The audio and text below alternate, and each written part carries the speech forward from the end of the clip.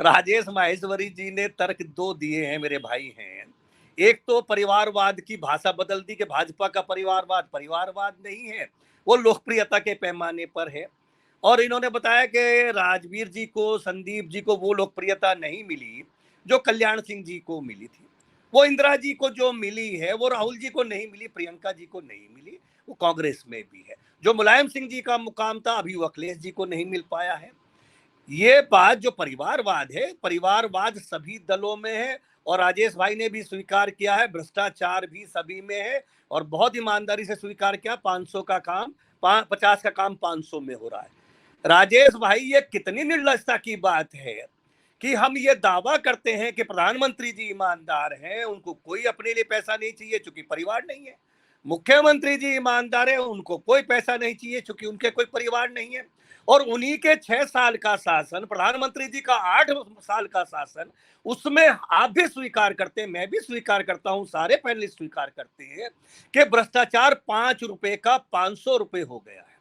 उत्तर प्रदेश के ब्रजेश पाठक जी ने लिखा अपने अपर मुख्य सचिव के बारे में कि वो भ्रष्ट है, उन्होंने पैसे कमाए, जांच कमेटी बनी, क्या कार्रवाई हुई?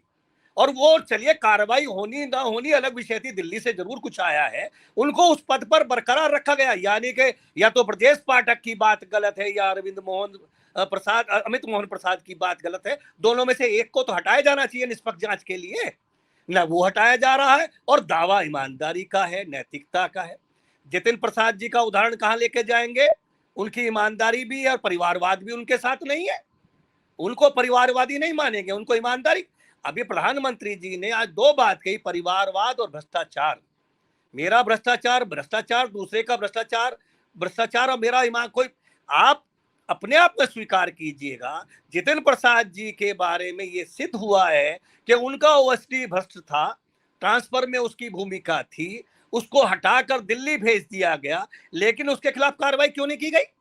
जितिन प्रसाद अगर उनके ओएसडी ने कार्रवाई की, क्या संभव है कि ओएसडी ने बिना मंत्री की इच्छा के कोई करा दिया हो इतने बड़े लेवल पर? तो इसका मतलब कहीं ना कहीं मंत्री की संलिप्तता है, तो मंत्री को क्यों नहीं हटाया? तो ये आपके मंत्री, आपके अफसर, और आप भी स्वीकार कर रहे हैं कि 50 रुपए काम 500 रुपए में हो रहा है। इनके भ्रष्टाचार को भ्रष्टाचार नहीं बताएंगे। विपक्ष वालों को अभी 2G का एक कल कोई चर्चा थी कि 2G का 2.25 करोड़ का छोड़ा गया था ठेका, अब 5G का 1.5 लाख करोड़ का है। इतने साल बाद घट गया, उसमें कोई भ्रष्टाचार मिला नहीं। आज जो हो रहा है, प्रधानमंत्री ईमानदार है, मुख्यमंत्री ईमानदार है, पर उनकी ईमानदारी समाज के लिए, राष्ट्र के लिए काम नहीं आ पा रही है। आप भी स्वीकार कर रहे हैं, भारतीय जनता पार्टी का आम कार्यकर्ता स्वीकार करता है, पदाधिकारी स्वीकार करता है, सांसद विधायक स्वीकार करते हैं कि भ्रष्टाचार बढ़ रहा है। आप जैसे मूर्धन्य पत्रकार स्वीकार करते हैं, समाज के हर लोग स्वीकार करते हैं। क्या लाभ है? इस देश में जो हो रहा है ये अच्छा नहीं, हिपोक्रेसी है। 80 करोड़ लोगों को आप फ्री राशन दे के नकारा बना दे 130 करोड़ को, और फ्री के लिए केजरीवाल को गाली दे, ये उचित नहीं है। केजरीवाल गलत कर रहे हैं। ये आपका मेरा सबका टैक्स का पैसा है, किसी को फ्री ना दो, उनको इतना संबल बनाओ कि वो अपनी रोटी खा सके।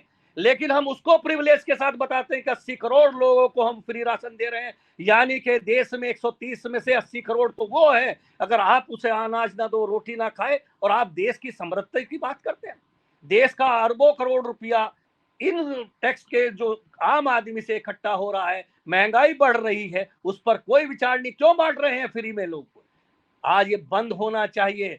उन लोगों को सक्षम बनाओ, समर्थ बनाओ, पैरों पे खड़ा करो, उसके लिए ये पैसा इस्तेमाल होना चाहिए। भिखारियों की संख्या, नकाराओं की संख्या नहीं पैदा होनी चाहिए।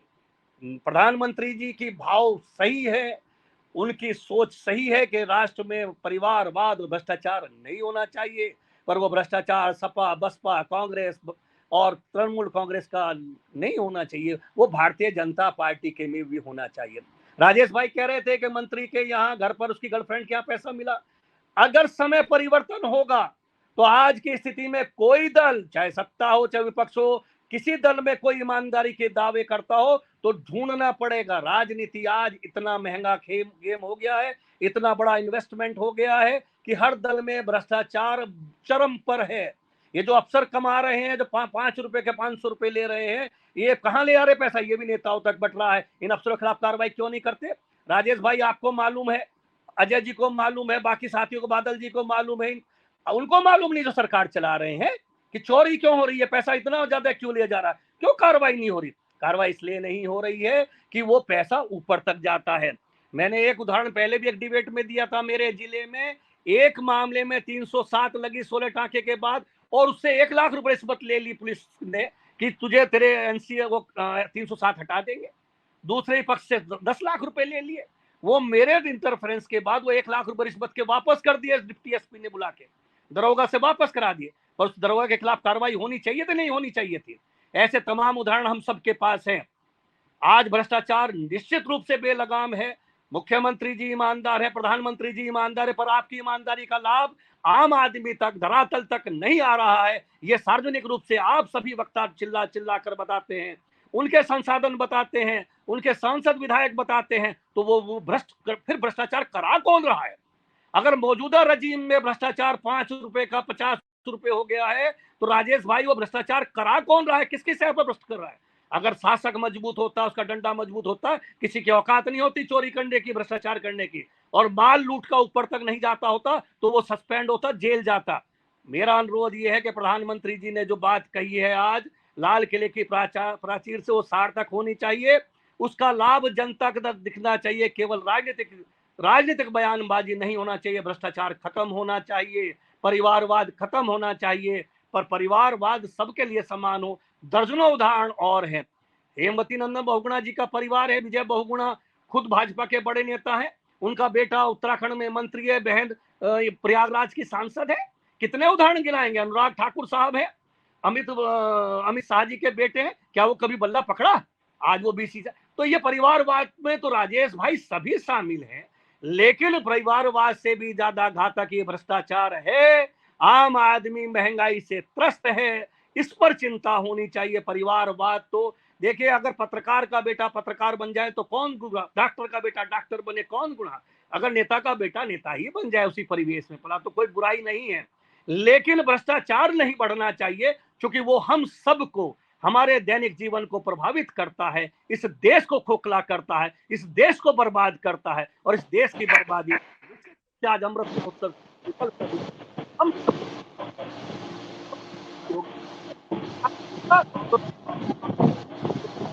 हम अनिल जी, शायद आपकी आवाज में, अनिल जी आपकी आवाज में कुछ प्रॉब्लम आ रही है। अभी आवाज वो हो गई है। चलिए तो बात कर लिए। हाँ, आ गई। हो सकता है कोई नेटवर्क में दिक्कत हो। मेरा अनुरोध ये है, मैं समझूंगा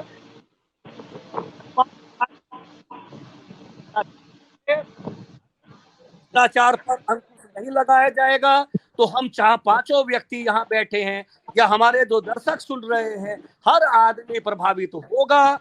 भ्रष्टाचार ने श्रीलंका का नाश कर दिया है, भ्रष्टाचार ने पाकिस्तान को कंगाल कर दिया है। हम सौभाग्यशाली हैं कि हम अभी उसी स्थिति में नहीं है, लेकिन भ्रष्टाचार पर तत्काल अंकुश नहीं लगाया गया तो निश्चित रूप से आने वाला समय आपके मेरे लिए निजी रूप से भी घातक होगा, खराब होगा। आज अमृत महोत्सव के दिन आवश्यकता इस बात की है कि इस भ्रष्टाचार को, जिसको आप भी जानते हैं, जिसको अजय जी भी जानते हैं, जिसको बादल जी जानते हैं, जिसको आदरणीय भी जानते हैं, इस भ्रष्टाचार पर रोक लगनी चाहिए, फ्री के बंटवारे पर रोक लगनी चाहिए। देश में तरक्की कराने के लिए इस पैसे का सदुपयोग होना चाहिए। 10-5 भ्रष्टाचारियों को ईमानदारी से दंडित किया जाना चाहिए। ब्रजेश पाठक बेईमान है या उसका प्रमुख सचिव बेईमान है, दोनों में से एक दोषी है के खिलाफ तत्काल कार्रवाई हो, लंबी जांच ना हो। जितेंद्र प्रसाद बेईमान है या उनके अफसर बेईमान है, उनके खिलाफ सख्त कार्रवाई हो। जतिन प्रसाद सोरेन, तो जब तक ये नहीं होगा, किसी के खिलाफ तत्काल कार्रवाई नहीं होगी, तो कुछ नहीं होगा। जरूरी है भ्रष्टाचार पर अंकुश हो। परिवारवाद तो डॉक्टर का बेटा डॉक्टर बनता है, नेता का बेटा नेता बन जाएगा, तो उसमें कोई बहुत बुराई नहीं, पर बेईमानी भ्रष्टाचार पर रोक लगनी चाहिए। और आप हमसे जुड़े रहने के लिए सब्सक्राइब करें YouTube पर, फॉलो करें Twitter पर और लाइक करें Facebook पर। और ज्यादा जानकारी के लिए आपको टाइप करना होगा सिर्फ न्यूज़ नशा।